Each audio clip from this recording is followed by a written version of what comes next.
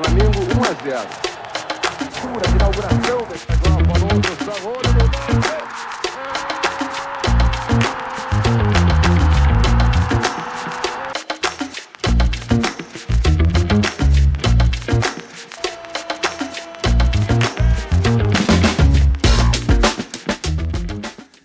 Nos dias de hoje, mais do que nunca, a atividade física ela é muito importante para toda a vida, desde a infância até a terceira idade, ou quarta idade, como queira.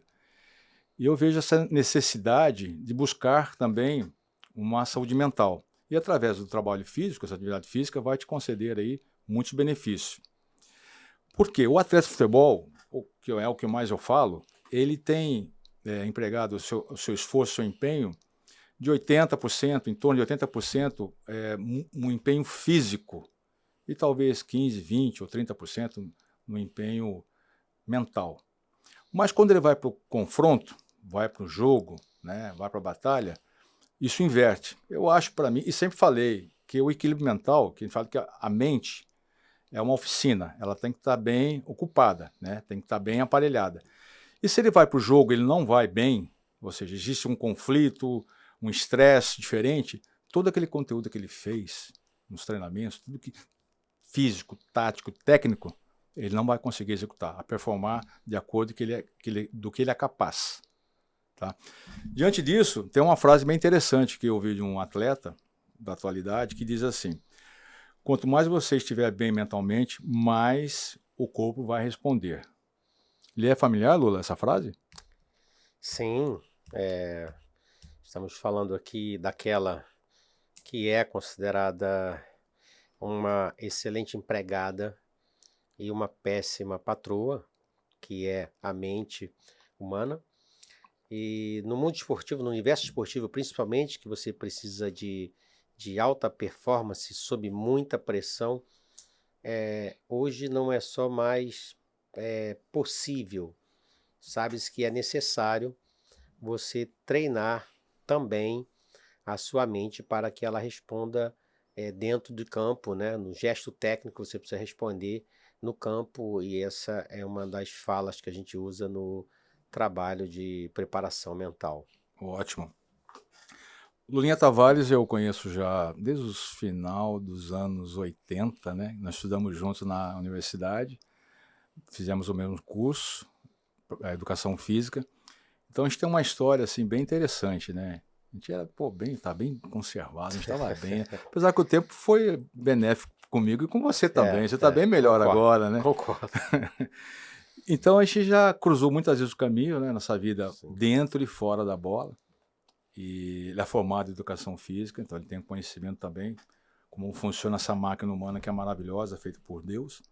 E hoje ele tem atuado numa área super interessante, é um preparador mental, né? Ou em outros, pode ser também um personal mind, que é também a mesma função. Não estou falando nada além disso, pessoal. Ele trabalha mesmo potencializando o melhor de cada atleta e criando, inovando, fortalecendo uns conceitos, de repente retirando outros também, Sim. que é tanto atrapalho. E essa é uma área que ele está aqui para falar bastante, ele vai formalizar mais ainda a sua apresentação, que ele tem outras formações a relatar aqui conosco. Boa tarde, Gotardo, meu querido. São 30, na verdade, Gotardo, são que a gente se conhece, foi em 1998. Botafogo foi campeão brasileiro, campeão carioca, em 1999, depois de 21 anos, não foi? Não, 89, 89. desculpa, 80. Não, 80, 88. Então, 88 nos conhecemos na faculdade. Em 88 na faculdade. Então, né, nisso aí, então são 35 anos que a gente se conhece. Pois é. Né? E dali para cá, eu tentava ser jogador de futebol. Eu deixo de ser jogador de futebol por conta da minha questão mental. Eu era fraco mentalmente. Saio da universidade e entro para outra atividade. E anos depois eu retorno ao futebol, né? E já há 15 anos que eu já atuo nessa atividade, que ao longo dessa nossa conversa eu vou estar revelando e desvelando, mas a grande mola propulsora para que eu enveredasse para essa área foi o fato de eu ter perdido para mim mesmo para a minha ausência de condição mental e sabia que poderia ter chegado e ir mais longe, e essa muitas das vezes é aquilo que o jogador chega como conclusão no final da sua carreira, ou aqueles que deixaram de ser profissionais, ou aqueles que são profissionais que deixaram de ir muito mais longe. Eu me lembro agora de uma frase que o Valdívia falava quando nós conversávamos lá no Palmeiras em 2014, que ele falou: se eu tivesse a cabeça de hoje e o corpo de ontem, tudo poderia ser diferente. Covardia, né? Ele jogava muito, Valdívia. Exatamente. Admirava, ele pensava muito rápido, e naquela época os companheiros tinham dificuldade de acompanhar o raciocínio dele. Sim. Ele pensava muito antes, alguns segundos antes, para executar a jogada, e os caras não sintonizavam com ele nesse sentido. Sim. Você já eliminou uma pergunta que eu iria fazer. O que te motivou, o que te fez investir nessa área? Você mesmo já explicou. Essa necessidade que você tinha. Porque o que acontece? Naquela época eu não tinha empresário, eu deixei de ser jogador de futebol. Eu entrei para o comércio, tinha uma veia comercial, amigos estavam deixando de ser atletas e eu queria ajudá-los de alguma forma. Eu dava conselho, arrumava emprego, arrumava de vez em quando dinheiro para eles, e isso mexia comigo bastante. Alguns anos se passaram e a gente estava na época fazendo um trabalho evangelístico dentro de um presídio aqui no Rio de Janeiro. A gente trabalhava com o pessoal, ajudando as pessoas a saírem da dependência química, ou pessoas que estivessem na criminalidade e tal. Enfim, nossa vibe era essa. Nesse período, foi 2008, eu recebi o convite para ajudar uma pessoa, e essa pessoa era amiga de um treinador de futebol, que era o PC Guzmão. A gente se aproxima, o PC tinha jogado no Campo Grande, e eu também, foi um dos clubes que eu joguei, e ele me convida para fazer uma palestra no Figueirense em 2008. Quando eu volto ali, eu fui só fazer uma palestra, sem compromisso algum. Eu senti coisas que, quando eu saio do futebol, me afetavam. Eu olhava para os jogadores e conseguia enxergar algumas coisas de jogar contra o Fluminense aqui. E tinha um atleta, que era o Cleiton Xavier, que era o menino que depois jogou no Palmeiras e tal. E que ao assistir esse jogo eu percebi algumas coisas. Na semana seguinte eu passo uns dias, o PC me chama, eu passo uns dias lá em Floripa. E o primeiro atleta que eu atendi sem saber o que eu estava fazendo, eu apenas conversei com ele, foi o Cleiton Xavier. Achando eu que isso estava ligado completamente à parte da psicologia, com a formação de educação física, no ano seguinte eu faço uma pós em psicologia esportiva, aqui no IWL, e no meio do ano fui indicado a conhecer uma ferramenta que era completamente desconhecida aqui no Brasil na época, que era a PNL, a Programação Neurolinguística, e tinha um curso dentro da PNL, que era o curso de coaching, e eu também não sabia o que era. Eu não sabia se era de comer ou de passar no cabelo. Mas eu fui. E quando eu fui, eu comecei a descobrir novas ferramentas. Você quer só dizer aqui que é o WL, para o pessoal entender que isso aí acho que não existe mais, né? Era o Instituto Vanderlei Luxemburgo, que na época funcionou durante bastante tempo. Lembro, acho que foi aqui no Rio de Janeiro. Rio de Janeiro, tinha em São Paulo também. O que a gente fez, naquela época tinha videoaula, tinha aula de a professora falando de São Paulo, o dono da unidade do nosso curso era o Petkovic. Isso. É bom, assim, tá mostrando exatamente como é que funcionava e os envolvidos, né, para a pessoa entender que não foi algo... Era uma autoridade na época. De muita vivência. Sim, durante muitos anos o Vanderlei Luxemburgo esteve à frente do seu tempo e ele encabeçou muita coisa assim no futebol. E aí eu fiz esse curso e com a PNL, que é um corte nas ciências, você estuda muito metalinguagem, padrões mentais, existe um padrão mental em quem vence. Então eu comecei a perceber que você consegue modelar a sua mente. Comecei a descobrir os mistérios da mente. Partindo daí, eu fiz vários outros cursos, como neurociência do comportamento, neurociência das emoções. Eu queria estar no futebol, mas eu fiquei muito tempo fora do futebol. Aí eu fiz durante um ano um MBA, FIFA Master, Gestão, Marketing e Direito Esportivo, porque eu queria saber que futebol era esse, com quem que eu estava lidando. Eu não sabia, mas naquele momento um fenômeno acontecia, que era o Cristiano Ronaldo se transformar em quem ele se transformou, que ele tinha uma mentalidade empreendedora. Então eu tenho uma formação empreendedora, uma formação também na educação física, 30 e quase 40 anos no comércio, E toda essa bagagem de informação que eu tenho aqui no mundo aqui de fora, com mais do mundo esportivo, eu trouxe essa bagagem que eu tinha de experiência própria para dentro do futebol. Dali para cá, foram 44 clubes.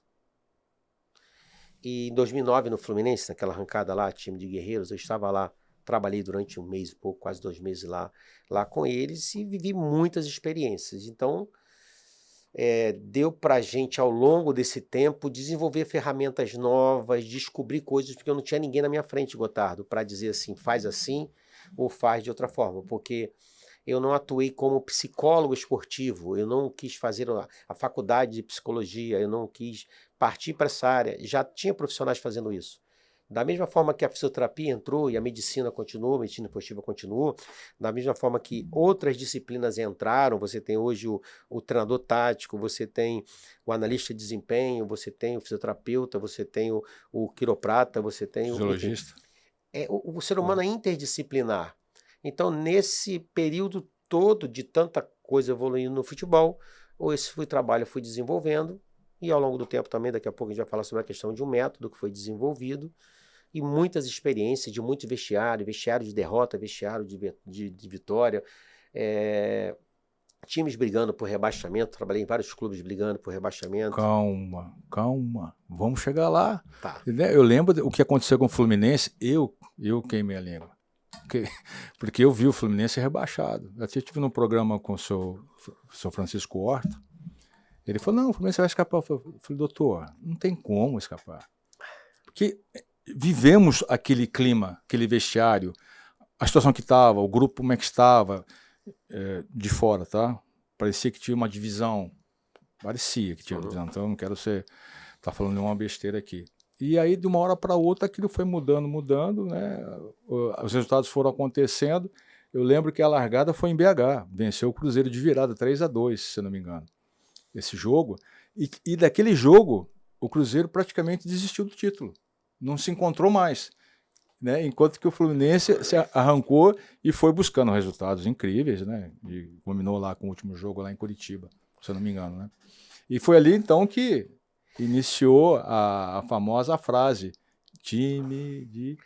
O termo time de guerreiros, ele surge, na verdade, o primeiro trabalho que a gente fez com os atletas foi em Mangaratiba, eles faziam uns 5 dias de treino lá em Mangaratiba, na semana do jogo contra o Botafogo, eu não lembro mais que rodada que era, e eu fui indicado por um amigo, eu fui lá para mostrar o trabalho, o Branco era o coordenador na época, se não me engano, acho que era coordenador, e aí o Cuca desceu e eu expliquei um pouco do que era o trabalho, então começa hoje.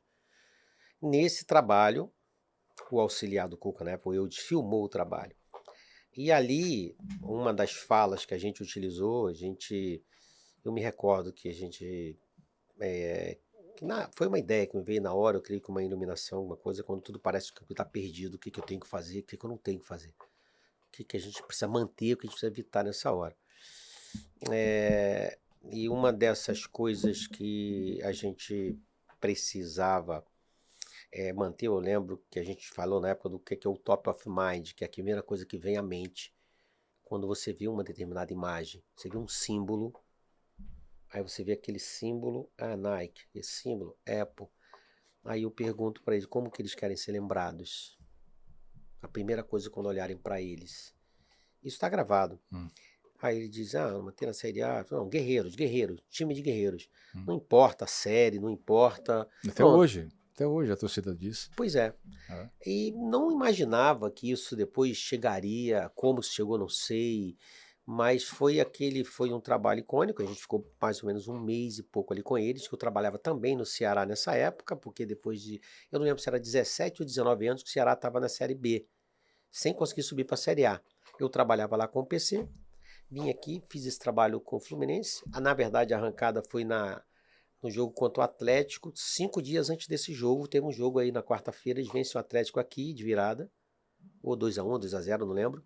Aí domingo era o Cruzeiro no Mineirão. Aí vence o Cruzeiro lá, acabou o primeiro tempo 2-0, eles viraram, arrancaram, e aí tive alguns personagens ali importantes, o Conca, o Fred voltando de lesão, uma série de coisas que acontecem além do campo.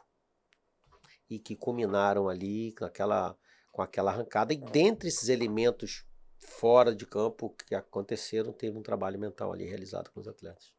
Imagina a emoção, como foi depois de uma grande vitória.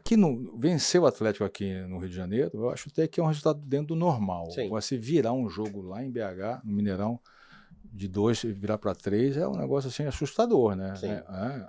A imposição física e mental que ocorreu ali. Você tem que superar um adversário que estava praticamente entre os 3, eu acho, 3 ou 4 do campeonato, e de uma hora para outra perdeu a posição de briga pelo título, né? Eu costumo dizer assim, Lula, nós trabalhamos juntos aqui no Bom Sucesso em 2013, você deu uma palestra para a gente, era muito legal, e na época o gerente era o Fabinho Soldado, que hoje está no Corinthians, né? Isso. Fabinho trabalhou muito, ele foi muito importante, ele ajudou demais, né? Ele está onde está porque merece estar. Sim. É lógico que tem divergência, tem hora que nós atritamos e tal, mas nada levar para o coração. Isso é coisa profissional, né? E sempre foi muito trabalhador. Eu costumo dizer que o jogador de futebol, ele quando ele começa, que é o seu caso, você começou jogando, você sempre se apaixonou, né? É apaixonado por futebol até hoje, né? Sim. E ele vai passando pela base e ele é apaixonado pelo futebol. E o futebol também é apaixonado por ele. E vai.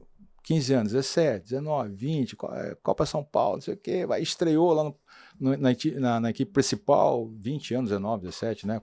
Tem os fenomenais aí. E o futebol continua apaixonado por ele. Ele também. Só que vai passando o tempo, ele acaba se envolvendo com algumas ciladas, né? Algumas ciladas malignas, alguns brilhos que são interessantes, mas que no final são brilhos prejudiciais para performar com a parte física, né, técnica, mental, enfim, relacional também. E ele deixa de gostar do futebol, mas o futebol continua gostando dele. Até os 30, 32 anos. A partir daí, o futebol ele vai romper com essa pessoa. É assim que eu penso. Por que romper? Porque o futebol ficou com ele esse tempo todo. E ele foi rejeitado pelo atleta. A partir do momento que o atleta passa a ter uma consciência do que ele fez, do que ele deixou de fazer, o que ele deixou de alcançar, o que ele perdeu, ele volta e faz um call ali para o futebol. Poxa, vamos tomar um café? Esquece, meu. Já era, sua vez já passou. Por isso que é muito importante esse seu trabalho já bem mais cedo. Sim. Tá? Não é só para o atleta que já está performando aí, já tem uma Libertadores, né, ou já tem um título nacional. Acho que isso é importante em outras fases da vida. Eu vou me alongar aqui, porque eu queria que você também falasse dessa importância, essa questão do amor ao futebol, né? Vou perguntar para sua noiva o que ela achou disso aí, né? Se você não responder, né? Porque assim, é uma coisa que eu criei isso em mim, porque eu sempre amei o futebol. E o futebol nunca me sufocou. Eu que me sufoquei. Sim. Eu que exigi demais de mim, em muitos momentos da minha vida. Então eu fui o meu maior obstáculo. Sim. Eu poderia ir mais longe. Entendeu? Faltava um Lula na minha vida. Você é destro ou é canhoto? Destro. Destro, então. Para me ajudar, para me orientar, porque tudo é praticamente sozinho, né? E pelo que eu vi, observava. Como diz, o futebol ele não mudou, ele apenas evoluiu. Sim. Como essas ferramentas todas que você acabou de dizer aí, né? Que vem agregar e fazer parte para o atleta performar melhor. Eu te pergunto assim, como é que é a sua relação? Você vai depois falar dos atletas que você está trabalhando também, se quiser citar, não fica à vontade, né? Tem exemplos ótimos aqui. Inclusive esse da frase, eu até quero fazer um comentário sobre ele, que eu vi ele no passado jogando e é outro jogador. Né? Essa sua relação, quando você entra para falar com o atleta, você abre o leque, você vai até a residência do atleta, você vai um pouco mais a fundo também, você fica só ali no personagem, o atleta, na pessoa atleta? Não, ao longo dos anos, o que acontece?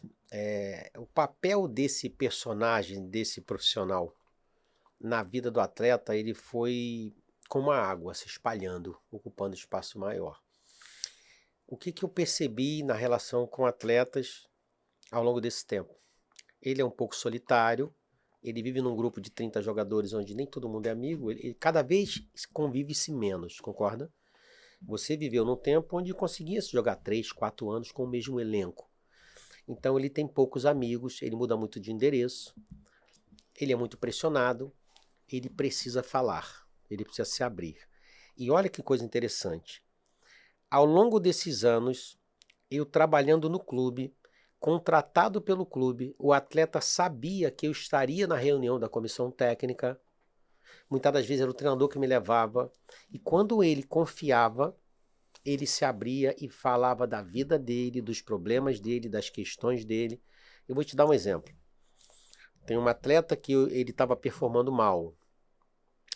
E ele estava viciado em pôquer. E aí ele disse, poxa, Laulinho, eu estou ganhando muito dinheiro com pôquer. Eu falei, então para de jogar e vai jogar pôquer. Eu surpreendi ele fazendo essa pergunta. Ele, mas o que você está ganhando com o pôquer e o que você está perdendo com o pôquer? Você sonhava quando você era criança em ser jogador de pôquer ou em ser jogador de futebol? Ele, não, estou perdendo minha família. Estou dormindo pouco, estou brigando com a minha mulher. Eu falei, então... Esse é o brilho. Isso. É o brilho. É o que eu digo, quando você tem ferramentas adequadas para fazer a pergunta certa na hora certa, um dos maiores perguntadores foi Jesus, a gente sabe disso. Né? O poder de perguntar. Bom, pergunta confronta. Então esse atleta, ele abre-se para mim de maneira inimaginável, ok? Eu não imaginava que ele se abrisse desse jeito, como existem vários outros casos. E ali a gente consegue jogar esse jogo, o inner game, o jogo mental, onde ele disputa a maior batalha, e essa é dentro de casa, é no campo da mente.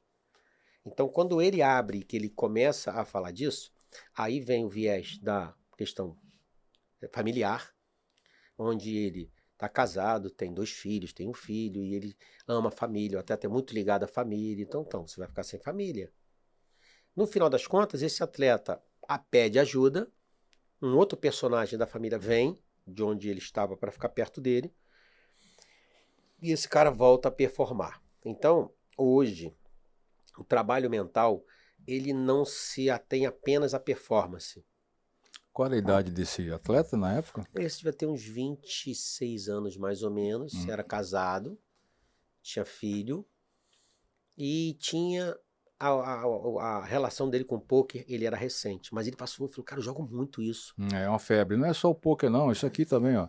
Sim. Essa parafernália aqui, tecnologia, de Sim. equipamentos, jogos e games, isso também acaba afastando das relações, não só da família, como no ambiente dos atletas mesmo também. Então, aí vamos aqui, vamos sem fugir da sua pergunta, para depois entrar na questão da concentração em si, da exigência do jogo e a necessidade dele conseguir lidar bem com a tecnologia, com essas coisas, porque dentro de campo ele precisa ver, ouvir, sentir, imaginar.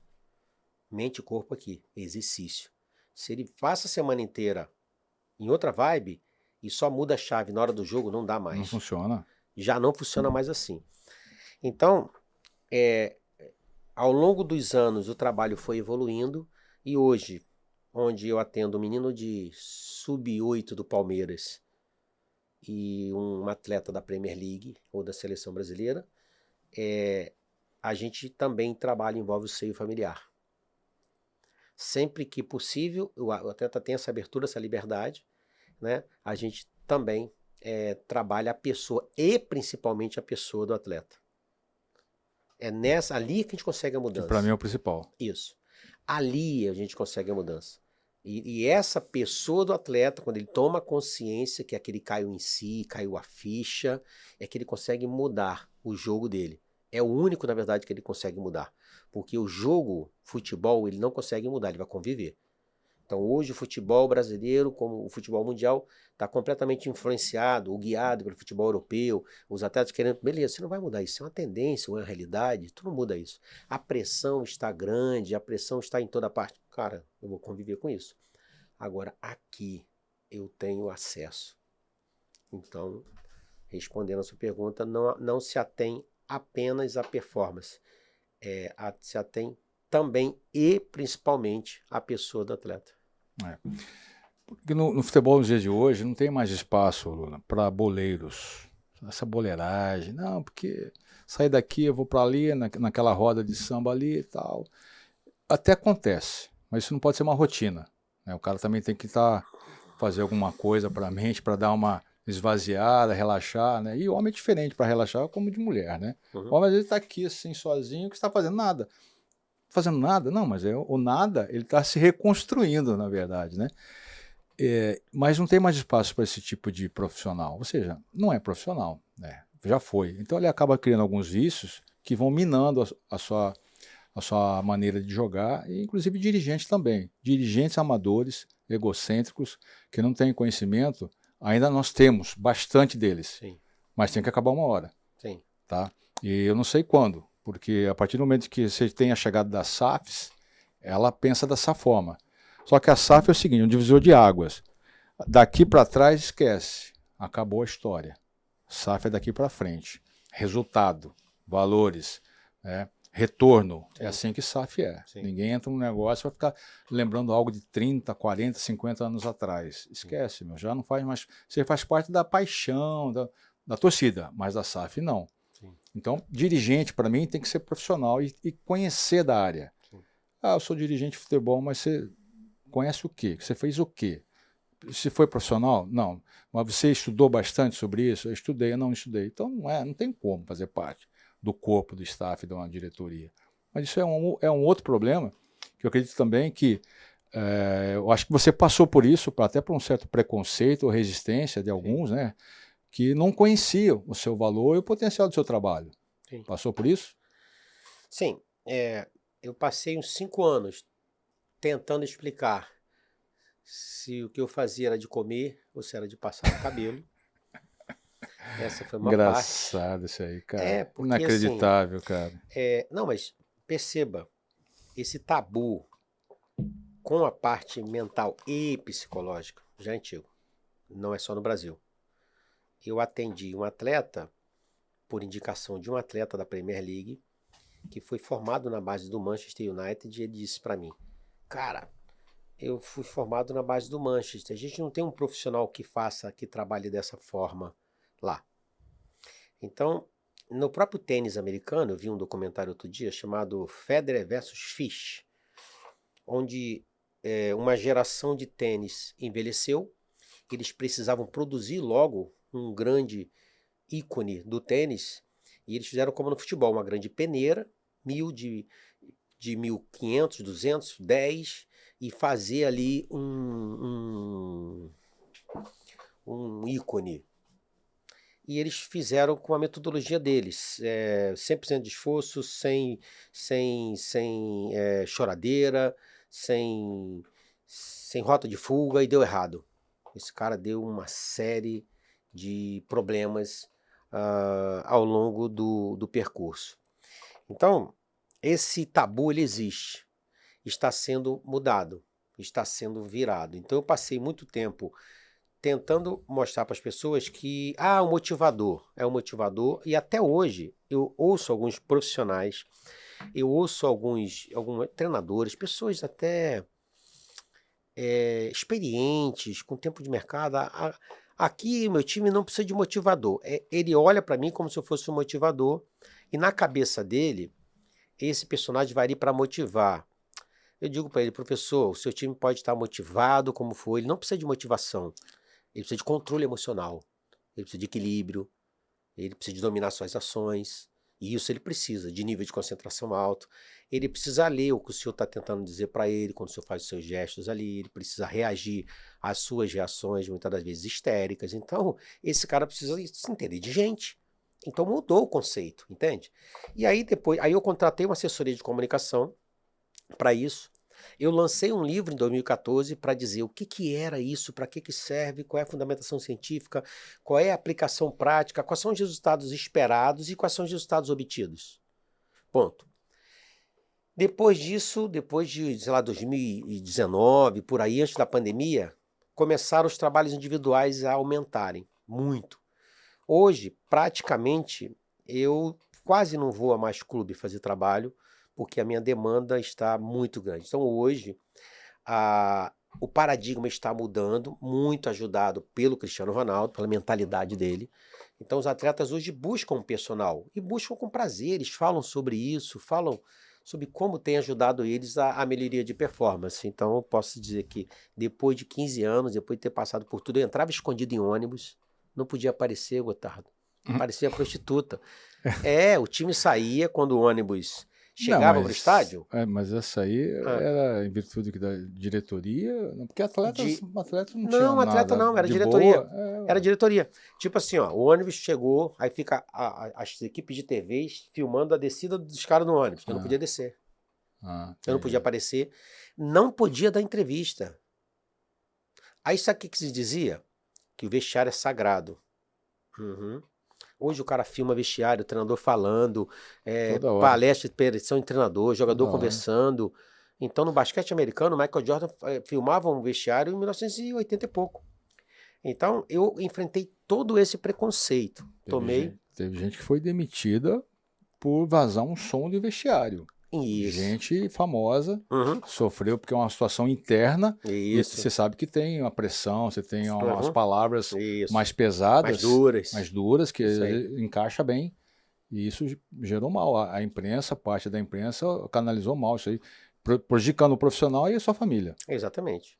Então, eu passei por todo esse processo para que hoje, muitos profissionais hoje trabalham, muita gente hoje está tendo espaço, porque eu fui esse personagem que fui na frente, abrindo o caminho, semelhantemente ao papel do Newton Petroni, que era o filé, quando entrou a fisioterapia no futebol. O futebol é hostil ao novo. Eu lembro bem do Newton, porque conhecemos lá também, e até depois, eu jogando ainda, eu precisei do serviço dele, trazendo essa necessidade de ter um profissional para trabalhar essa parte física. Eu vou citar o Kaká, ele falou isso recentemente. Se ele pudesse, se ele tivesse atentado lá atrás, ele teria começado um trabalho paralelo do clube com um fisioterapeuta. Ele falou assim, eu ia produzir mais, ia jogar mais tempo, ia performar melhor, porque ele necessitou desses cuidados, né? Nós temos jogadores hoje, na atualidade, que eles estão fazendo esse tipo de trabalho, de prevenção, com fisioterapeutas, né? Trabalho funcional, de cores, tudo, né? A ciência evoluiu de uma forma, né? Na construção física, fantástica. Paralelo a isso, tem o trabalho mental, né? Ou seja, o Kaká é um cara muito centrado, sempre fez isso e tal. Talvez ele não precisasse de um Lula, né? Mas ele sempre foi muito focado, determinado, mas precisava de na outra área para atuar. Você citou o Cristiano Ronaldo, é o maior exemplo disso tudo. Ele construiu ali um atleta, um monstro, na verdade, né? E hoje, acho que tem o maior seguidor de mídias aí do mundo é o dele. Né? Um dos poucos que o Instagram segue. É seguido pelo Instagram. É verdade. Como é que pode, né? Só isso, né? Então você tem que tirar o chapéu para o rapaz. Ele é referência para a garotada, na verdade, porque ele construiu, né, diferente de outros talentosos, como o Messi, né, o próprio Neymar também, que é um talento nato. Isso é mais difícil da criança ter, né, ou nascer com isso, né? Então é bem tangível ali a situação do Cristiano para outras crianças, né? Mas o Paulo Nobre, que foi presidente do Palmeiras, ele acabou enxergando isso em você. Ele foi um visionário, na verdade, né? Ele investiu, não, essa área é muito interessante para o meu clube. E aí, o que ele disse para você? Então, eu trabalhei no Palmeiras em 2013, 2014, trabalhei 3 vezes. Foi na época do rebaixamento, brigando no rebaixamento. Foi 2014 era o ano do centenário. O Palmeiras brigava para não cair, estava se reestruturando financeiramente com a gestão do Paulo. Tinha contratado muitos jogadores estrangeiros para um treinador que tinha passado lá, que era o Gareca. E estava em último lugar. O Gareca foi um atacante argentino, né? Até joguei contra ele. Joguei contra ele na seleção de novos, né? Um grandão, assim, fortão. Até porque é surpreso a chegada dele aqui no Palmeiras. Depois ele trouxe mais alguns jogadores argentinos, enfim, não deu certo. Continua. E aí o Palmeiras toma um 6-0, estava em último lugar e era o ano do centenário. Então estava no mais alto nível de pressão. Como eu já havia trabalhado lá 2 vezes e o Paulo tinha uma relação muito boa com ele, eu acho o Paulo, e não só eu, várias pessoas que conviveram lá no Palmeiras sabem, o grande responsável por esse Palmeiras ser o que é. Porque é um dos poucos dirigentes que eu conheci no futebol que genuinamente faz aquilo ali por amor e que tinha condições de fazer. Administrativas. Competente, hein? Competente, visionário, com dinheiro. Na época ele foi aval de uma operação de 100 milhões. para emprestar dinheiro para o clube, com Inacreditável. uma capacidade administrativa fantástica e genuinamente palmeirense, sem interesse obscuro nenhum. E aí, como a gente tinha um relacionamento bom, ele me contrata sem me avisar. Eu estava num programa, participando de um programa numa rádio. Quando eu saí, eu já estava contratado. E aí ele fala isso alguém declara isso lá numa coletiva, e eu vou para o clube sem trocar de roupa, praticamente. Eu estava perto do aeroporto. Fui lá, peguei um avião e fui para São Paulo. Naquele período, houve uma grande quebra do paradigma. Por quê? Porque eu tinha liberdade para falar do que eu estava fazendo. E ainda foi tão legal que o Valdívia, que era o grande astro do time, polêmico, mas o grande astro do time veio para o trabalho individual. E quando ele vem para o trabalho individual, que ele muda a conduta dele repentinamente, as decisões dele, ele passa a ser um líder que o time precisava na época. E aí o treinador da época dá a faixa de capitão para ele. Ele é um grande responsável dentro de campo, com o Fernando Praz e mais alguns atletas, do Palmeiras ter permanecido na Série A em 2014. A história do Palmeiras seria outra se ele cai em 2014, que ele já tinha caído antes. Então, houve todo aquele mover, né, desses atletas, mais todo o trabalho estava sendo feito pela comissão técnica, enfim, que fez com que o Palmeiras se livrasse. E nesse ano foi o ano onde o trabalho se desvelou, onde eu tive a oportunidade, que eu lancei o livro em 2014 também, foi o ano que eu lancei o livro, se eu não me engano, que era o ano da Copa do Mundo. Sim. Eu lancei um livro para poder realmente explicar. Dali em diante, o trabalho passou a ser mais respeitado. Começaram a ver que não era um simples motivador, não era alguém que chegava ali... Segundo trabalho, em 2009, já depois de 2014. Isso eu posso considerar título? É um título, para você é um título. Assim, não tem volta olímpica. Exatamente. Para quem está ali na zona de rebaixamento, livrar é considerado um título, porque só quem passa e fica ali naquela zona, principalmente o Fluminense ficou 28 rodadas, se não me engano, na zona. Sofrimento. Exatamente. É uma pressão muito grande. E marca muito a história, porque o sofrimento une. O ser humano ele pode ser reduzido ao tamanho de uma lágrima. Na hora que acontece um grande desastre, uma grande catástrofe, as pessoas se unem. E a gente vê que pela paixão que é o futebol, quando um time está nessa luta, quando o time às vezes cai de divisão, a torcida se une, ou quando está sem grana, é considerado sim. Ali o Palmeiras, ele foi eu já tinha começado em 2008, o Fluminense em 2009, a gente tinha trabalhado em outros capítulos ali de outros clubes, como o Guarani, outros clubes ali com questão de rebaixamento. Mas é considerado sim, porque você imagina, o time está em último lugar e toma um 6-0. Uma pressão até a tampa. No ano centenário, tinha tudo para cair novamente de divisão. Então, pode ser considerado um título, sim, né? O time livrar. Essa é a minha visão de quem passa ali lá dentro aquele sofrimento, né? E como respondendo mais uma vez sua pergunta, foi o ano onde foi um divisor de águas em relação à questão de visibilidade. As pessoas começaram a respeitar um pouco mais, aí começaram a investigar mais sobre a minha formação, se realmente era só o motivador, porque a gente mandava o briefing para o jornalista, para quem ia me entrevistar, e a primeira pergunta, a primeira afirmação era motivador. E eu tive que virar essa página de graças a Deus. Deixei de ser o motivador e sou o pessoal Pior que o motivador é o animador, cara. Então você não tá... Animador é pior, tá? Fica tranquilo. Aquele cara que anima e desanima, né? Poxa, eu sei. Você lembra do Jamelão? Jamelão, lembro. Da Mangueira? Lembro. Chamava ele de puxador. Rapaz, o homem ficava brabo. Ele falou, sou intérprete. Puxador é quem reboca. Eu não sou reboque, eu interpreto. O puxador. Exatamente. O puxador não. O intérprete. Exatamente. Não tem essa história. Eu passei por isso. Não era muito fácil, mas graças a Deus essa página foi virada hoje. Eu posso dizer que o nosso trabalho é respeitado. Ralou um bocado. Diante da situação que você falou, da evolução do atleta, que eu costumo dizer que você tem todo esse poder do atleta evoluir, a parte física, técnica, tática e mental. Para mim é mais importante. Isso aqui você vai trabalhar. Os outros 3 colunas, você vai trabalhar. Isso aqui para mim é mais importante. Desde que eu jogava, sempre pensei assim, sempre valorizei o combo que vem no atleta. O que é o combo? O atleta vem a pessoa Aí vem um combo, atleta, pai, filho, esposo, genro e assim vai, né? Esse para mim é o combo. Então você tem que trabalhar muito. Voltando só na questão do atleta, quando você iniciou, você vai citar, quer citar alguns atletas, você pode citar todos eles que você queira, né? Eu vou citar aqui o caso do dono dessa frase, que é o Cebolinha, o Everton Cebolinha, cearense, né?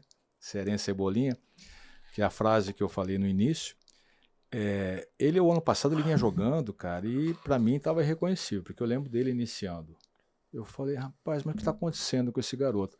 Ele entrava em campo, assim, de uma forma sem nenhuma função, perdido, sem confiança, sem segurança. As jogadas eram executadas assim, eu vou iniciar, mas já sei que eu já vou perder. Ou seja, ele estava partindo, ele não conseguia nem se animar, na verdade, para jogar. Quanto menos motivar, quanto menos ter uma mente forte, né? E fiquei surpreso, né, com a evolução dele, que você faz parte desse crescimento dele, dessa estabilidade, dessa evolução dele, sabe? Você vai falar dessa evolução, no caso específico, né, Cebolinha, estou falando isso porque você realmente está jogando muita bola e a sua postura, até os seus pulmões parecem que estão maiores. Porque você mudou até a sua postura dos ombros e tudo mais. Isso é muito importante. Você consegue trabalhar e potencializar no atleta qualidades para ele exercer dentro de campo, ou seja, em várias posições. Porque se ele trabalhou a mente está fortalecida, como a Cebolinha falou, né? Você vai produzir muito mais, ele consegue produzir em outras posições também. Sim. Você já teve essa experiência? Sim, nós já tivemos várias experiências assim. Antes de falar do Cebolinha, eu vou falar do Léo Silva, que é um atleta que durante 13 anos nós trabalhamos. Ele sai daqui para o Japão e dentro todo esse contexto da preparação mental, ele chega no Albirex Niigata. Antes dele ir, ele aprende uma frase que é Watashi wa Léo Silva desu. Olá, eu sou Léo Silva, eu vou tudo traduzir. bem? Ah, tá, você já traduziu, pô. Já estragou, né? Então vamos lá. O Léo, a gente faz um plano, ele cria uma identificação com a cultura do país. A gente começa, quando ele chega lá, a estudar os atletas da posição. Não tinha ainda todo esse aparato de scout, Sim, de não. formação. Não tinha. Estudar os atletas da posição dele, o que ele precisava fazer, onde ele queria chegar. Ele queria chegar num grande clube lá do Japão. Ok. Quais eram os grandes clubes do Japão? Dentre eles tinha o Kashima, que ele chega 4 anos depois.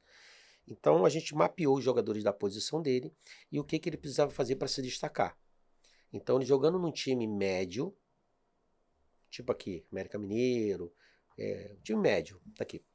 Ele tinha números maiores do que os jogadores do time grande. Aí ele pisava na área, ele fazia outras funções dentro daquilo que era uma função conjugada, como hoje os treinadores querem, que o atacante marque, que os laterais... Um jogo coletivo. Exatamente.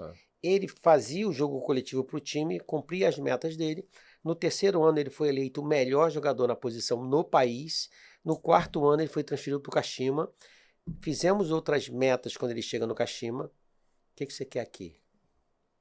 No Kashima, eu quero marcar história. Porque marcou história que foi o Zico. Foi o Leonardo, foi o Alcindo, foi o Jorginho. Aí tá, então eu quero conquistar títulos importantes. E colocamos uma meta lá, ser capitão.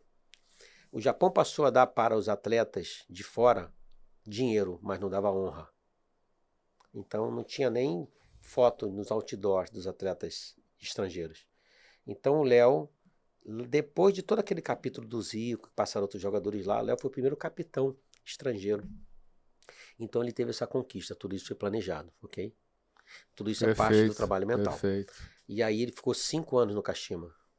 E ele conseguiu o título da ACL, que era um título inédito. E ele marcou história no Kashima, ele é respeitado lá.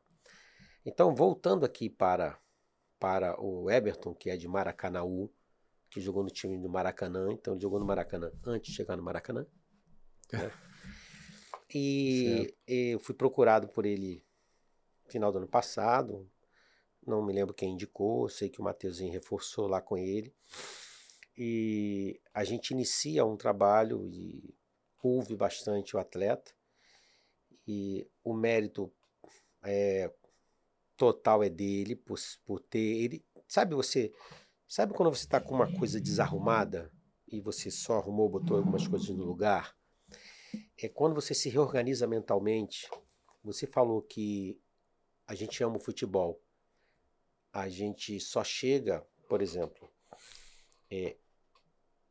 tinha alguém que tinha levado ele a ser campeão brasileiro, jogar pelo Grêmio, jogar pela seleção brasileira. Tem alguém. Cadê ele? Às vezes no meio do caminho ele se perdeu dele mesmo. Ele foi para a Europa antes, Isso, não, né? eu digo ele se perder dele. Sim. Tá. É a questão do inner game, é a questão do jogo interior, a questão de você se reencontrar. À medida que ele se reencontra, ele se reconecta. Concorda? E ele encontra a alegria dele de jogar. Aí volta tudo aquilo porque você tem uma memória afetiva em cima daquilo que você fez, concorda? Sim. Tá. É claro que isso não é tão simples assim, mas quando ele se reencontra, ele passa a ter objetivos muito simples, coisas que ele sabe fazer. Como aconteceu com o Andreas Pereira, foi muito parecido, ok? Então ele retorna a ter a alegria do dia a dia, de fazer com alegria aquilo que ele faz, em retirar um peso que não tem necessidade. Sabe quando você limpa? Faz uma limpeza no teu HD, tu joga fora aquelas coisas que não servem.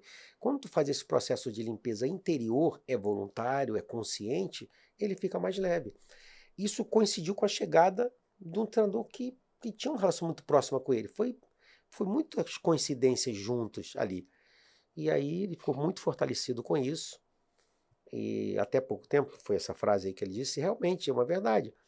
Se você estiver forte mentalmente, as outras coisas vêm a reboque. Porque aí a pessoa que está mentalmente forte, e mindset, a maneira de pensar, ele sabe que ele precisa cumprir função, ele sabe que ele precisa se cuidar muito aqui, porque a parte física, ela hoje está... o jogo no limite. no limite. Então você precisa de todo um complexo de ações, um conjunto de ações que vai te deixar pronto. Então, é bem o que você está dizendo aí, que o Cebolinha hoje, se precisar, ele vai desempenhar funções diferentes em campo. E com a mente aberta. Isso aí. Ou seja, ele vai entender a demanda, vai entender o que o treinador quer e não vai ficar bicudinho. Não. Não vai ter mimimi. Não. Né? Ou seja, pô, eu tô aqui, eu sou beirada, gosto de jogar espetado, não sei o quê, pé trocado. Não tem mais isso. Esse é o verdadeiro atleta profissional para mim. Ele também tem o direito de dizer para o treinador... não querer começar nessa função, de repente, já começar no jogo, na partida, uma função diferente. Eu não vou me sentir bem, mas no decorrer do jogo, se precisar, eu estou aí à disposição. Eu acho legal isso aí também. Então, porque o que a gente conversa com o atleta? A jogada é sua, o jogo não. O jogo está na mente do treinador. Então, quando o atleta começa a entender que ele precisa estar dentro de um contexto, de uma engrenagem, então vamos lá, você quer jogar com Guardiola. Muitos jogadores querem jogar em times europeus.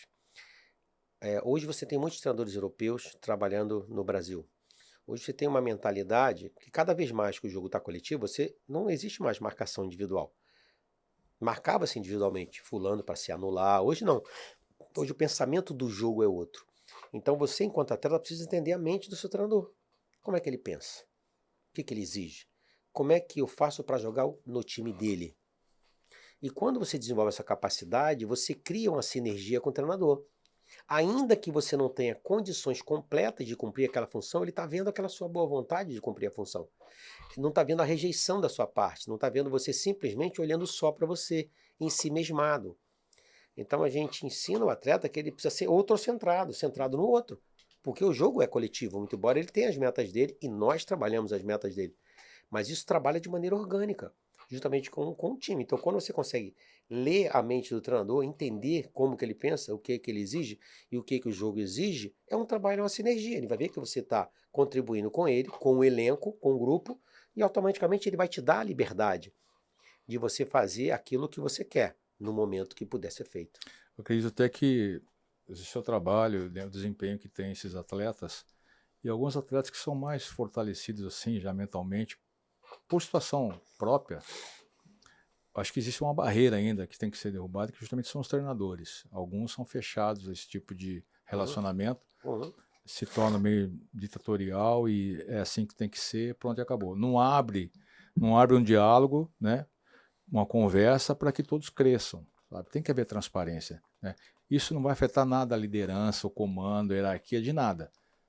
Eu penso dessa forma, né? Sim. Apenas uma posição que você tem que deixar claro para o jogador e ele, de repente, está enxergando algo diferente que o treinador não está enxergando durante a partida, ou uma informação preciosa do adversário, que você fala assim, não é só entender o treinador, de repente você vai entender o marcador, né? Ou um outro marcador que está sempre ali fazendo a dobra, a cobertura do combate direto ali dele, né? Sim. Então, uma série de situações que o atleta ele passa até, vou dizer para você, o desgaste físico é menor, Menor. é Sim. bem menor. Sim. Eu lembro que tinha jogadores que corriam 18 km, né? 20 km assim por hora, né? O meu era 13, 14, né? O zagueiro tá ótimo, Uhum. né? E na partida, o cara tinha um desenvolvimento pífio, Sim. bem abaixo do meu. Eu falei, mas é que pode? Ele não conseguia controlar o emocional Isso, dele. isso aí. E tinha uma perda física assim absurda, mais de 50% praticamente, né? A gente aprende o seguinte, hoje se sabe, as neurociências te dão essas informações. Existe uma resposta neuroendócrina do estresse. Quando o atleta consegue organizar os pensamentos dele, controlar suas emoções, porque uma vez que você está controlado as suas emoções, você domina sobre elas, automaticamente o teu organismo não está produzindo, ele vai estar produzindo menos cortisol, menos adrenalina, ele vai ficar menos estressado.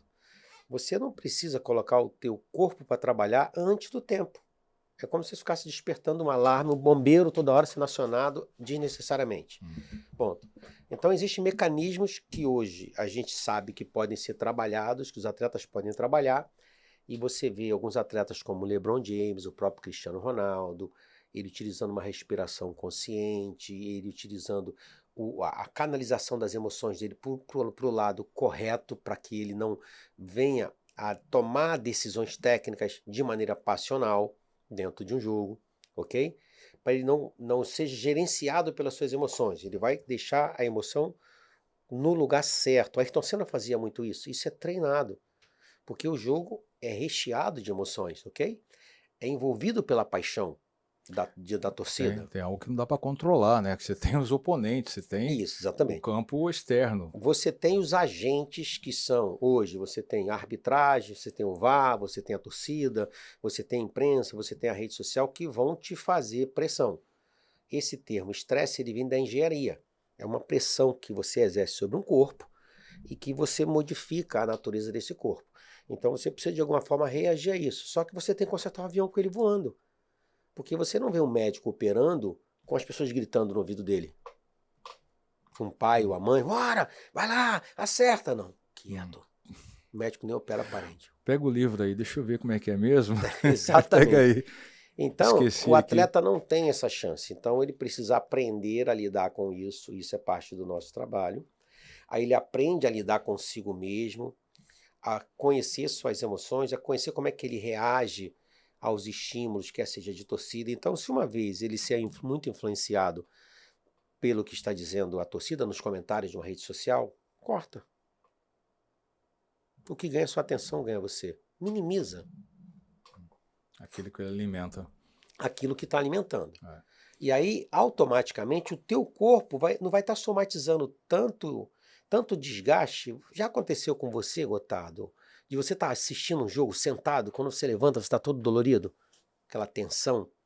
Você sentiu o teu corpo pesado por você estar assistindo tenso? O atleta fala, é mais fácil jogar do que ver um jogo, porque eu fico muito tenso. Sim. Não, eu já cheguei a ficar descontrolado, assim, vendo o jogo. Não é possível, o que está acontecendo, assim? E dentro de campo parece que você tem um controle, você domina a situação das suas emoções. Isso. Fora é bem mais complicado, mais complexo mesmo. Então, mas só que esse atleta, quando ele está fora, os patrocinadores da ansiedade, um dos patrocinadores é o medo. E uma das emoções mais estudadas nos últimos tempos é o medo. Então você começa a trabalhar como que eu vou lidar com os meus medos, como que eu vou lidar com minhas frustrações, como eu vou lidar com a minha preocupação e como que eu consigo trazer a minha mente para dentro do meu corpo para que eu possa ficar no aqui e no agora por mais tempo. Porque o jogo é isso, você tem que se alienar de tudo. Porque é muito rápido o movimento. O gesto técnico é rápido. Hoje, as medidas e o VAR em outros países é eletrônico, não é? Você vê na hora o resultado. Então, são movimentos muito rápidos e precisos que você precisa estar muito concentrado. Só que isso é prejudicado quando você é dominado pela sua emoção. Então, você precisa trabalhar isso. Tomar decisão, ela vem disso. Você pode, a maior parte das decisões, elas vêm desse controle. Você tem um mecânico, né? Você tem, isso aqui eu já fiz, já faço desde a base, né? Mas você tem aquela decisão que vem trabalhar seu cognitivo de jogo, né? Saber explorar os defeitos, né? Ou as fraquezas do adversário também, estudar, nesse caso, que é o caso, eu já posso até levar para outro campo, que é o caso do Pep Guardiola, que nós estávamos conversando aqui, sobre a maneira que ele conduziu uma orientação para o Haaland. Né? Após o término do primeiro tempo, ele já fez uma abordagem estilo Pep Guardiola, né? Exato. O que você achou?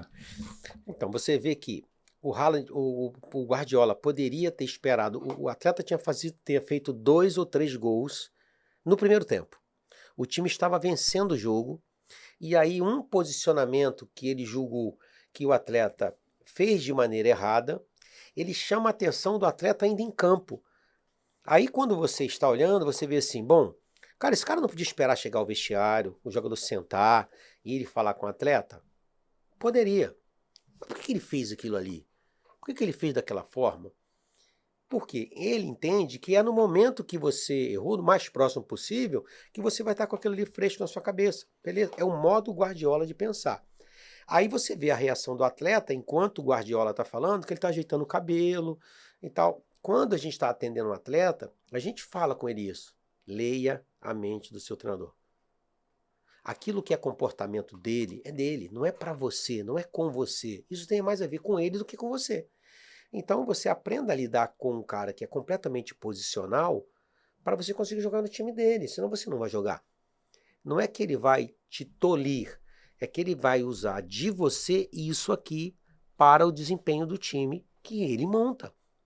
Então, caso você queira jogar num time hoje como o Manchester City, você vai precisar entender que aquele treinador é extremamente posicional e que as reações dele são dessa forma. Aí você aprende a lidar com isso, você faz sofrer menos com isso. Então você vê que o Haaland saiu, tinha feito gol, ele podia falar assim, pô, eu fiz gol, eu fiz bem, tá que me chama a atenção. Ele não brigou com o Guardiola, ele simplesmente controlou. E não deve ser fácil, porque o Thierry Henry contou uma passagem que ele desobedeceu o Guardiola no jogo. Isso. Lembra disso? E foi sacado. Isso. Ele saiu do jogo. Ele contou que ele estava, tipo assim, estava do lado esquerdo, ele foi pro lado direito, fez um gol, no intervalo o Guardiola tirou ele. Tirou ele. Assim, mas eu fiz o gol, mas não é isso aí combinado. Você não vai bagunçar meu time. E ele abriu mão de outro talentoso jogador, um fenômeno, que foi o Ronaldo Gaúcho. Então, o que ele disse? A jogada é sua, mas o jogo é meu. Quem pensa o jogo sou eu, não é você. Senão você seria o treinador. Então, quando o atleta entende isso, e isso muitas das vezes não é ensinado. Eu atendo um atleta que ele jogou muito tempo titular em time grande aqui no Brasil e tal, e ele foi para um time europeu e não conseguia jogar. Ele falou, Leniano, taticamente eu era muito fraco. Eu não sabia que eu era. Hoje eu sei que eu tenho que ter um conceito tático do jogo diferente do que eu tinha. Mas eu tinha certeza, eu não achava, de que somente a minha parte técnica, o meu entendimento de jogo, seria suficiente para jogar em grandes clubes europeus. Não é. Ele foi notar isso lá? Sim. É? A grande maioria acontece isso. Saiu uma matéria agora que 71 jogadores, há uma semana atrás, 71 jogadores que voltaram antes dos 23 anos. Sim, bate e volta. Bate e volta. Jogadores de grandes clubes. E que voltaram. A grande maioria. Eu não esperava que fosse assim. Então, o que o nosso trabalho faz? Para onde você vai? Para onde você quer ir? Quer chegar lá quando? Quer chegar lá como? O que te espera lá? Tem um processo? Tem. Qual o processo? Então, todos os atletas que a gente trabalha, que tem pretensão de Europa, nós trabalhamos não só com ele, mas também com a sua família, que vai morar na Europa. Importante. Quem que vai? Cultural. Quem vai com ele? Sim. como é que é morar lá, naquele local, como é que é viver lá, tá? Então, existe um período, a gente chama de curva do aprendizado. A curva do aprendizado é, você está aprendendo um conteúdo novo, parece que não sabe nada. Então, você tem que ter paciência. Os europeus sabem disso, tanto é que eles entendem que um atleta vai sair do seu país, depois vai jogar, de repente, um time B. Assim aconteceu com o Casemiro, lembra? Ele foi pro Real, foi pro time B, foi pro Porto. Depois ele escalonou É uma novamente. adaptação. É. Até assim, não achei nem legal ir para o Porto, mas enfim, um time B eu achei bacana. Ele permanecer no país, para mim eu acho mais interessante. Você pegar um jogador, no Brasil tem esse equívoco, você pega um jogador aqui, você falou do Cebolinha lá da base, lá estourou a idade no Flamengo. Ou você manda ele lá para um clube que não tem nada a ver com a ideia, com o processo que o Flamengo tem, na base e no principal. Vai fazer o que lá? Né? Você vai desaprender tudo aquilo que ele fez. Então, ainda não tem, Não tem. esse alinhamento, nessa harmonia, nessas ideias. Eu pensava assim, você tem que procurar um clube que esteja alinhado mais ou menos com a história do Botafogo, do Flamengo, do Vasco, do Fluminense, né? E não deixa ele... Vamos dar KM para ele. Não é dar KM, não é assim, não. Só dar KM. É bom, mas não é aonde. Então, e eu pego hoje, eu atendo muitos atletas hoje que saem das suas bolhas. O que é a bolha? Ele é um jogador de time grande que viu só aquela realidade. É um Flamengo, é um Atlético Mineiro, Atlético Paranaense, São Paulo, Palmeiras.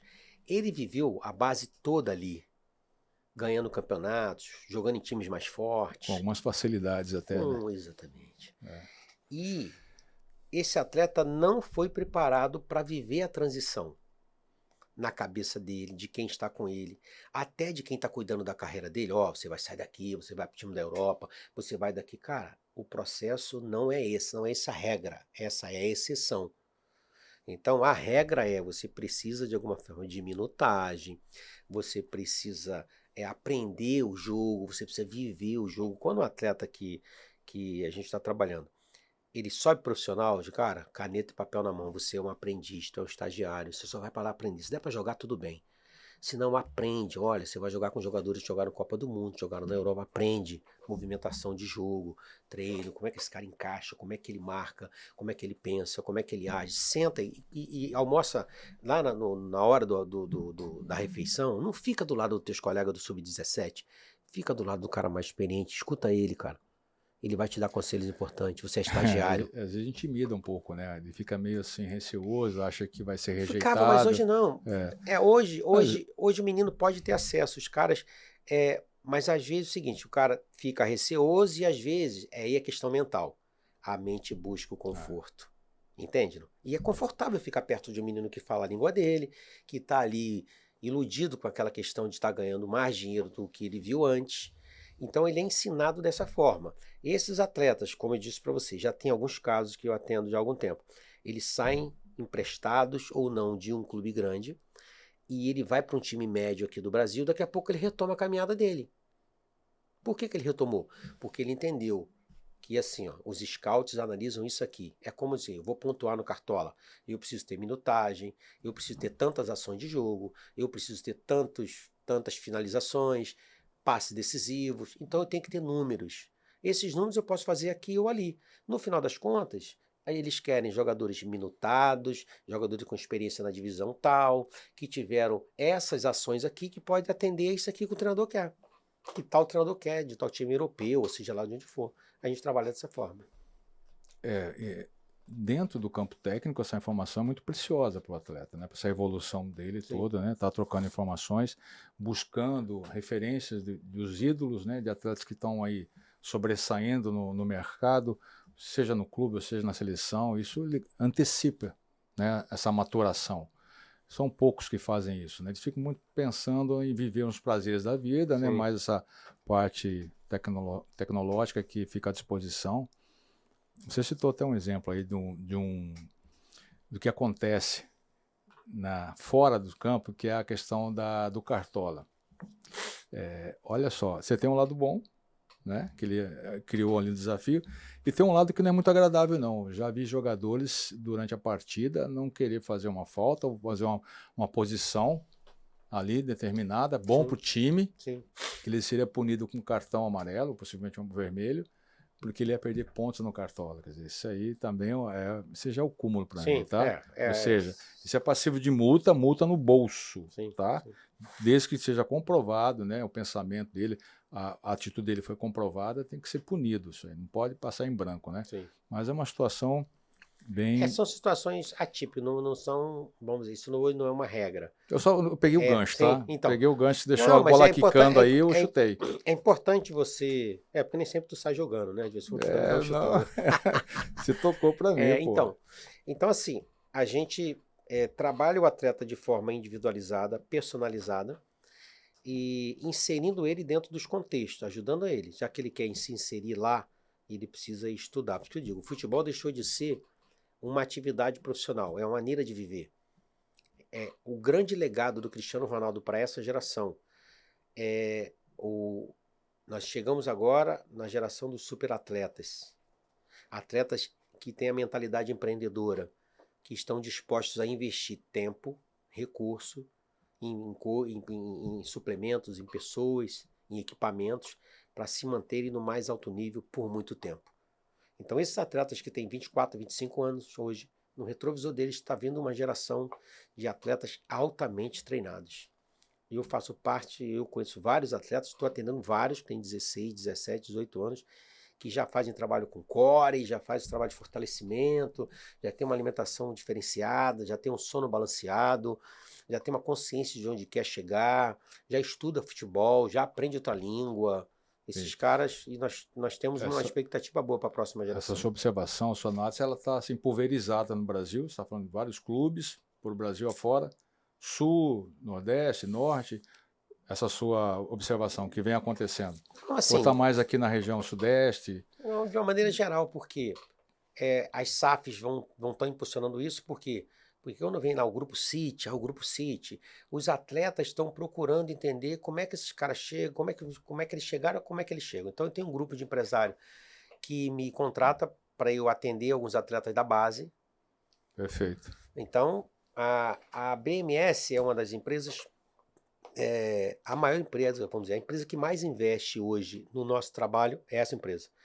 Então, hoje eu atendo 10 atletas, atleta familiar de atleta, quem banca? A empresa. Então, uma vez no mês eu falo com todos os pais, ok? Os atletas, eu faço trabalho individual com eles, com os pais deles. Então, o cara está estudando como é que é o mercado, onde ele vai chegar, qual a dificuldade que ele vai ter. Não é simplesmente passar na base de um clube, passar para a próxima etapa, ter um contrato, não. O que você quer? Plano de carreira? É plano de carreira. É plano de vida? É plano de vida. Então o cara está estudando futebol, o cara está abrindo a mente. Quando você faz um open mind, que é abrir a mente, trabalhar o que nas 16 leis do sucesso e do triunfo que Napoleon Hill escreve lá naquele best-seller, a primeira dele é mastermind. Mentalidade master. A segunda, objetivo principal definido. O que você quer? Onde você quer chegar? Pronto. Então hoje os grupos de empresários investem nesses atletas, só que esses atletas não são só do Sudeste. Então eu atendo atleta que é do Sudeste, a grande maioria do Sudeste por causa também da questão de investimento, de capacidade de investimento. Mas há uma prospecção da próxima geração vir atletas muito mais preparados em todos os aspectos, principalmente no mental. Nos seus estados, né, nos seus clubes, né? Das SAFs que estão aí a cada dia mais conquistando o seu clube e essa relação com a torcida também. Queria saber de você também que além das orientações todas que você fez para o atleta crescer, né, desenvolver, maximizar todo aquele potencial, como é que é feito também? Eu sei que você tem um caso interessante de um atleta que fez um gol e aí foi comemorar junto à torcida e ele acabou que tirou a camisa e foi penalizado pela arbitragem, né? E como é que foi essa experiência com esse atleta?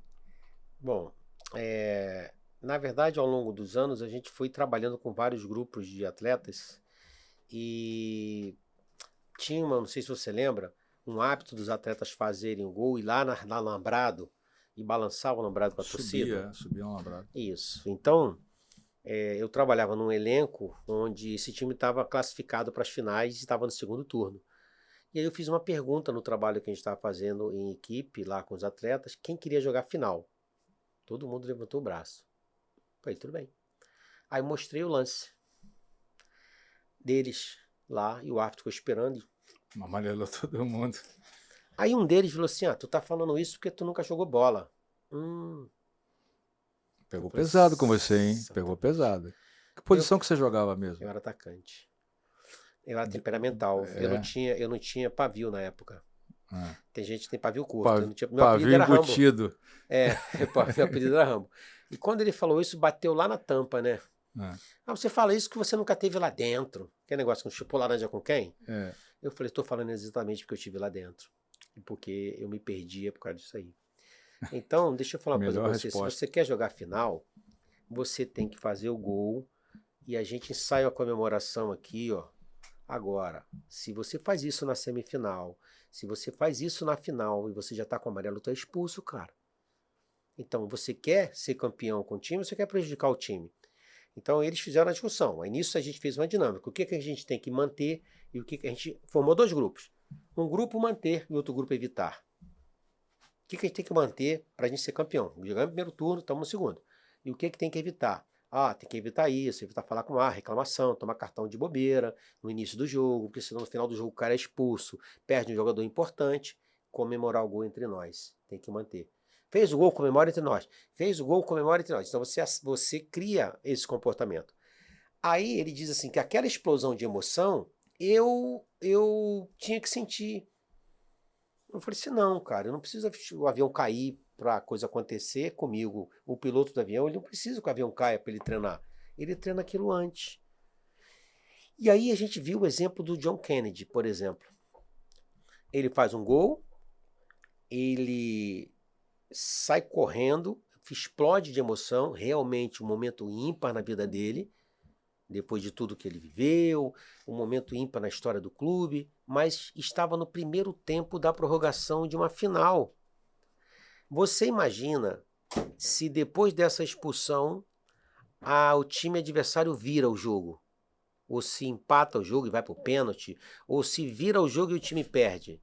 Será que a torcida iria encarar da mesma forma? Então é obrigação do atleta se conter. É obrigação dele controlar suas emoções. O torcedor não, a paixão, a emoção está toda envolvida ali. Agora o atleta precisa aprender qual é qual, e a gente sempre explica isso para ele de maneira muito clara e exercita isso. O que é emoção? O que é sentimento? O que é pensamento e o que é paixão? Quando eu consigo lidar com isso tudo, eu vou conseguir jogar e me controlar nos vários jogos que existem dentro de um mesmo jogo. Tentar isolar isso aí por algum momento, que eu sei que não é fácil, mas é possível. Você vai falando, vai praticando, vai gastando o assunto, né? Sim. Entre eles, né? Com você, entre eles, com a comissão técnica também. É possível sim, esse controle. E não é só você tirar a camisa, ir no alambrado, ou subir aquela escadinha, não. É você pegar um objeto também do fotógrafo, pegar um telefone de alguém, fazer uma foto do lance comemoração do gol. Isso também é passivo de penalidade, ou seja, de um cartão amarelo. Sim. E pode ficar fora, pode ser o terceiro cartão amarelo, não só o expulso, né? O jogador, ele se desliga realmente, né? Porque ele passa aquele filminho, como você falou, tudo aquilo ele viveu, mas vai penalizar, vai ficar fora de uma final. Exatamente. Com o Valdívia, eu me lembro que ele estava com 2 cartões e a gente fez lá um pacto lá. Tu vai com 2 cartões até quando? Aí ele foi até contra os Bambi. Que é como ele chamava o São Paulo, né? Essa é coisa do Vampeta, né? Eu sei, Valdívia. Eu sei, mas o Vampeta criou, né? Sim, Foi ele que criou isso aí, até hoje falam isso. Aí, beleza. Então ele ficou vários jogos naquela época, foi 2014, com 2 cartões amarelos. E acontecia sempre que os árbitros sabiam como irritar ele. Porque eu falei, cara, tu vai soltar a bola? Não, tu vai continuar com tua característica vai de jogo. sofrer falta. Então você vai sofrer falta. Então, na hora que sofrer a falta, cai, espera, respira. Você precisa de 3 a 5 segundos, 7 segundos para você voltar ao seu estado normal, desarmar a bomba e pronto. Deixa de ser Lula e volta ao estado normal. Exatamente. Não provoca a arbitragem. Exatamente. Então, isso é fisiológico, ok? Nós precisamos desse tempo, desse time para poder ativar o nosso nível consciente e recuperar nossa racionalidade. porque tanto a paixão como a emoção roubam a nossa racionalidade. O Daniel Goleman, que é um papa da inteligência emocional, ele fala que é o sequestro de amígdala, que é uma estrutura que tem aqui na base do cérebro, que é o botão de disparo das nossas emoções. Então, eu isolo. Pronto, aí eu vou conseguir lidar deu bem. tanto numa batida de pênalti, quanto numa situação de uma marcação de arbitragem, quanto numa situação de eu fazer um gol decisivo, cara. Porque eu preciso disso. Então a respiração é a melhor amiga e a principal aliada nessa hora. Isso é verdade. Até na hora da penalidade, né? Até na hora da penalidade. Concentra, respira bem. Hoje tem vários exercícios assim. Tem. Eu acho que tem a ver também com o seu projeto que você já iniciou, tem da MR3. Isso. Já iniciou tem quanto tempo? Esse foi um método que ao longo dos anos a gente desenvolveu, que é mente renovada, vida transformada. MR, mente renovada. 3, por que 3? Eu penso, eu sinto, eu faço. Então hoje se trabalha com a perspectiva de 3 cérebros. O reptiliano, o cérebro emocional e o cérebro racional. Então o reptiliano é a reação pura, é instinto, é luta ou fuga. O cérebro emocional, todos os mamíferos possuem o cérebro emocional. Agora o neocórtex, a parte de cognitiva do pensamento, só o ser humano tem. É isso que nos faz diferente. Então você toma suas principais decisões sentado em casa. Você toma suas principais decisões fora. Ali você desenvolve seu mindset. É o cair da ficha. Se você pegar o Mamba Mentality do Kobe Bryant, ele criou essa mentalidade em casa, assistindo uma série de TV, quando ele vê uma cobra, a mamba, e ele diz, eu quero ser como aquela cobra. Então essa ideia nasceu na mente dele, no pensamento dele. Então ele criou uma maneira de pensar, que chama-se de mindset, a maneira de pensar. E aí ele construiu aquela trajetória, porque ele não queria criar um Mamba Mentality, ele queria ser como aquela cobra. Então nós tomamos essas principais decisões na área cognitiva, quando nós somos racionais. Pronto. Quando o Kaká estabeleceu as metas dele, ele tinha sofrido um acidente, estava com colete cervical no pescoço e ele... Ainda garoto. Com 19 anos, se não me engano, ou 18. Ele escreve, ele pensa, ele escreve, o pensamento domina o sentimento. E o sentimento domina a ação. O atleta trabalha muito somente na parte no cérebro emocional. Eu sinto, eu faço, eu sinto, eu faço. Caraca, se eu tivesse pensado um pouquinho, entende? E aquele que pensa um pouco mais no futebol, ganha muito mais. Então a gente traz ele para reestruturação cognitiva.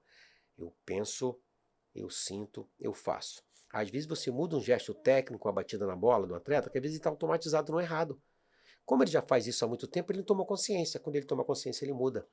Vários atletas mudaram postura dentro de campo, visão de jogo, batida na bola. Por quê? Porque tomou consciência. Não é só um repeteco. Isso. E isso a gente faz na questão quando a gente planeja as coisas. Quando a gente traz ele, a gente senta para planejar. Refletir, planejar e agir. Não é meditação. Não é meditação. O que você está dizendo?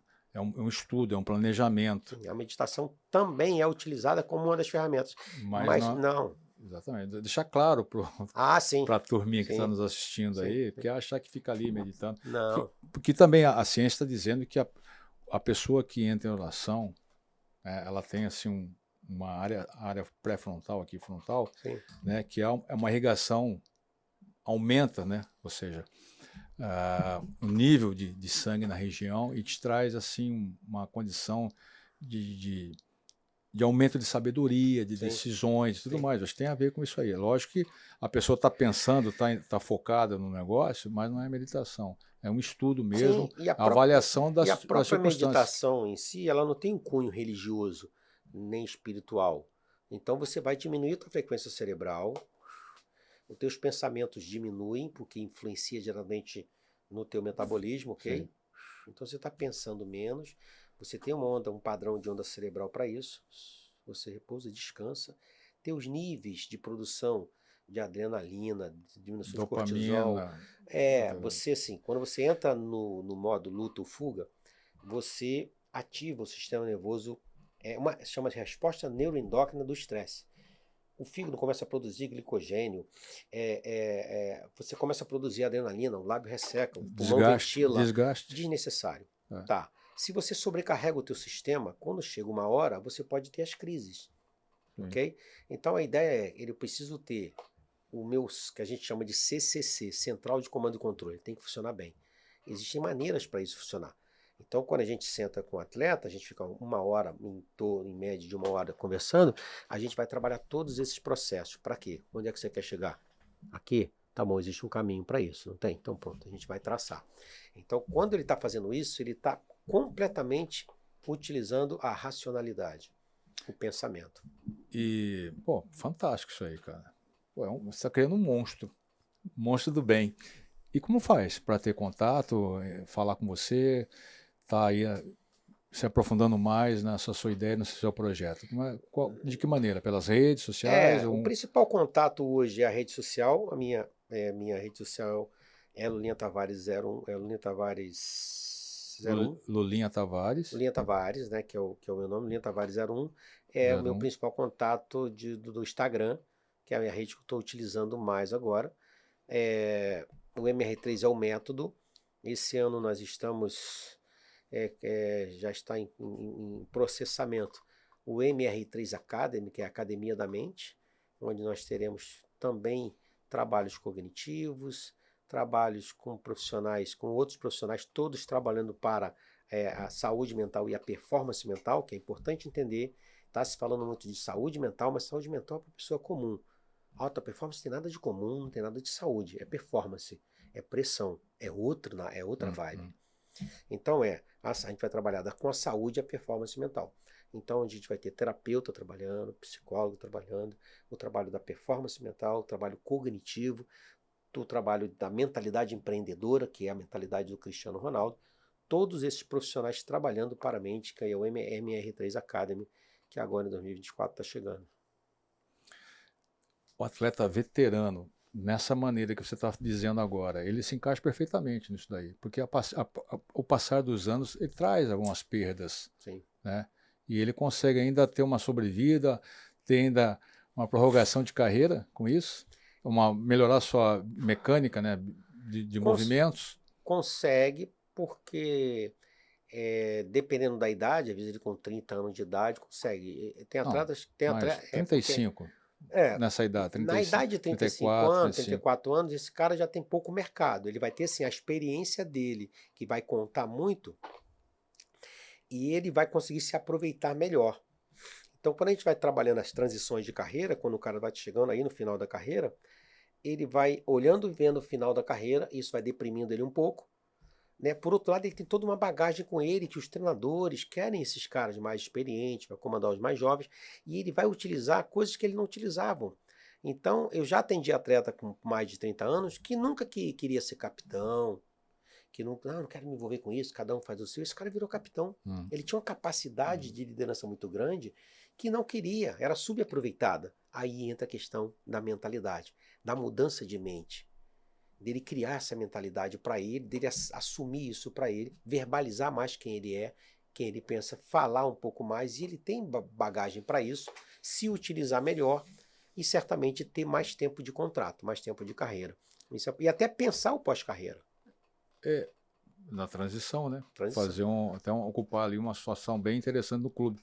É que o atleta veterano, ele sofre um preconceito dos dirigentes, dos entendedores de futebol. O que você acabou de falar é muito importante. Ele traz um benefício para o jogador mais jovem. Sim. Aquele 18, 19 anos que já está treinando no principal, né? Ou, de repente, por algum motivo ele desce para jogar na base, né? Esse atleta veterano, cascudo, ele tem um conhecimento para ajudá-lo. Valor agregado. Você vai descer, mas o mundo não acabou, não. Sim. Agora você está aqui, funciona assim. Isso. Vamos queimar essa etapa aqui, que você não precisa mais passar por isso, que eu já passei. Sim. Então pega esse atalho aqui, ó. Sim. Sem prejuízo nenhum. O dirigente tem um certo preconceito, ele não sabe que esse dinheiro que ele paga ao veterano, e esse veterano que quer ter uma sobrevida, esse é investimento. É isso aí. Ele vai ter o retorno lá, naquela meia dúzia, naqueles 10 jogadores que estão ali brotando, não sei, né? Ainda aparecendo para o mercado. Né? Eu penso dessa forma também, então, porque eu fazia isso também. Né? É um capital agregado que tem nesse valor, nesse atleta. Quando o atleta tem consciência disso, e aí o valor desse trabalho é dar consciência a ele disso, que a gente chama de competência consciente. Eu sei que eu sei. Eu sei o que eu sei. E eu sei que isso tem valor. E eu sei o quanto de valor que tem, eu passar isso. Pronto. Isso faz com que ele aproveite mais essa etapa da vida dele, onde ele já está casado, já tem filho, já está realizado muitas vezes financeiramente, já não consegue mais performar tanto em uns 90 minutos, ele vai ter menos tempo de jogo, mas ele vai ter mais tempo de vida, ele vai ter alegria, é vida na vida. É ele devolver um pouco pro futebol tudo aquilo que ele conseguiu com o futebol ao longo da carreira. Eu só queria deixar mais um ponto assim que é importante pós-carreira, que eu vi muitos casos, você também já presenciou bastante desses, que essa transição é muito difícil, sabe? O cara, eu vi o Gil zagueiro falando, que foi pro Santos agora, do Corinthians pro Santos, ele falou, pode ser que seja meu último ano como profissional, tô cansado, muito tempo longe de casa, ele fala as raízes, né? O Gil é lá de Goiás, Gil de Goiás, né? E acho que já começou no Atlético Goianiense, se não me engano. Conheci ele no Atlético Goianiense em 2010, eu conheci o Gil. Então, esse pós-carreira é muito difícil, não só para ele, como para a família toda. Sim. Né? Os filhos entendendo que o pai não tem mais a visibilidade, tem mais holofote, a esposa está vendo também. E às vezes também ele encerrou a carreira e condições financeiras não é muito boa. Sim. Tá? E aí você tem que encaixar no nível, o que eu vou fazer agora, qual vai ter a minha receita. Sim. Né? Não posso continuar gastando o que eu já gastei. Né? Então você tem que encaixar a família nesse projeto. Eu estou só acrescentando um ponto aqui que eu vejo que é importante, né, que já é uma outra fase da vida. 100 em 100 atletas que eu atendo, a gente faz uma anamnese, a gente faz ouve toda a história do atleta e a gente olha para frente e faz o plano de carreira e de vida. 100 em 100 atletas... Chegar nesse ponto já está bem claro, né? 100 em 100 atletas querem ter realização financeira, independência financeira, cuidar dos pais, e aí a gente ajuda o atleta nesse sentido, para ele desenvolver a mentalidade empreendedora e para ele fazer durante toda a sua carreira. Primeiro, pode acontecer um acidente, tem um seguro para mim? Se o pessoal da Chapecoense, todo mundo tivesse um seguro pessoal, estaria diferente, ok? Eu tenho algo planejado para que quando eu termine a minha carreira, se eu terminar de precoce ou não, eu tenho algo que me sustente durante um tempo? Eu penso nisso. Até encaixar no mercado. Isso, essa é uma situação. A outra situação é ele entendendo que ele tem outras competências. Você faz a mesma coisa durante muito tempo, você acredita que só sabe fazer aquilo. Ah, mas eu não sei fazer outra coisa. Claro que sabe. Você tem competências que você não trabalhou ainda. Então, ao longo do tempo, ele vai se descobrindo. O Léo, que é o menino que eu te falei, que é o exemplo do atleta que tem com... Agora ele tem 14 anos, porque ele já encerrou a carreira e a gente continua se relacionando, a gente continua dando suporte para ele e para sua família. A gente trabalhou a transição de carreira antes. Eu fui no Japão 3 vezes por conta do Léo. 7 anos antes dele parar, a gente fez um plano para 7. Perfeito, isso aí. Esse é o trabalho. Maravilha. Esse é parte do nosso trabalho. MR3 faz isso. MR3 faz isso. Isso aí, gente. Isso aí. Lulinha Tavares. Lulinha Tavares. Ponto. Lulinha Tavares 01. 01. Lulinha Tavares 01. Entre em contato, deixe sua mensagem ali para ele. E eu agradeço de coração a sua presença aqui. Enriqueceu demais. Né? O seu nível está muito alto, está lá em cima. Né? Deu uma aula aqui para a gente falando sobre todos os processos da construção da carreira da base até o final. Sim. Coroou, foi perfeito. Legal. Né? Quem quiser ter um conteúdo que vai realmente trazer benefícios para a sua carreira, como empresário, como pai, né? Como amigo, como sócio, e o jogador tem que assistir. Sim, tem que mais de uma vez isso daqui. Sabe? É uma riqueza de informação absurda. Não precisa viver vestiário para saber que é bom, que é o caso. Se você teve a vivência de vestiário, né? E de arquibancada, de bastidores, de família, de crises, de derrotas, de choros e muitas vitórias também. Não precisa estar doente só para cuidar da própria saúde. Essa é a ideia. A gente tem que cuidar antes. Obrigado, Lula. Um prazer ter você aqui comigo no Sai Jogando com Gotardo. E tenho certeza que daqui para frente, hein? A gente vai estar mais junto, contatando mais assim e falar mais do seu processo. Porque eu acredito que muitos atletas precisam ter realmente startar ou virar a chave para isso. Sim. Não é só o caso de Cebolinha ou de outros tantos mais que você já trabalhou e trabalha. Sim. Né? É só estar atento a esses detalhes. Esses detalhes dizem que faz diferença. Né? E por que não utilizamos? Né? Fica à disposição para fazer as suas considerações à vontade.